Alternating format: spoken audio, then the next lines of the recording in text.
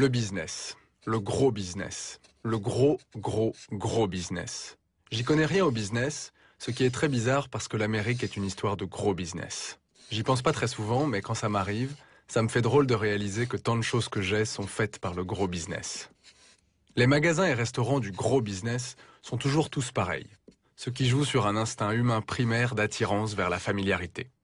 C'est-à-dire, si quelqu'un venu de l'Utah n'a jamais été dans le Montana, il est très probable qu'il préfère aller dans la même chaîne de fast-food que chez lui, plutôt que dans un resto du coin parce que là, il connaît le menu par cœur. Si la bouffe est dégueu ou médiocre, au moins cette médiocrité ne sera pas une surprise. Le gros business aime la recherche. Le gros business a fait plein de recherches qui démontrent que de subtiles différences dans la manière dont un vendeur s'adresse à vous peuvent vous inciter à dépenser plus. Le gros business a aussi fait des recherches qui démontrent que telle musique jouée dans le magasin à tel moment de la journée peut vous inciter à dépenser plus. Le gros business aime aussi acheter d'autres gros business pour pouvoir explorer le concept de synergie. À l'extrême, ça donnerait l'exemple suivant. On fait un film avec le studio appartenant à la grosse boîte, on le sort dans les cinémas appartenant à la grosse boîte, on le couvre de critiques élogieuses dans le canard de la grosse boîte, on vend des jouets fabriqués par l'usine de la grosse boîte, on passe la BO sur la radio de la grosse boîte et on vend les CD sortis par le label de la grosse boîte. Logique, non?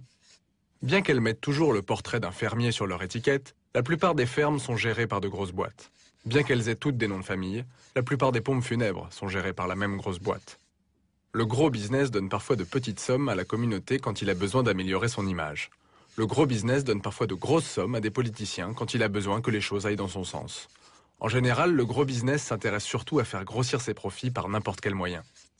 Jadis, le gros business pratiquait une exploitation sauvage de ses ouvriers, jusqu'à ce que les ouvriers en aient marre et montent des syndicats pour obtenir un salaire correct. Ça a marché pendant quelques temps, jusqu'à ce que l'idée vienne au gros business que ça lui coûterait moins cher de fermer les usines américaines pour pratiquer une exploitation sauvage d'autres ouvriers ailleurs. Il y a quelques années, j'ai décidé que j'irais autant que possible faire mes courses dans des petits magasins. Ça devient quand même super dur parce que beaucoup de petits magasins se cassent la gueule ou se font racheter par des grosses boîtes.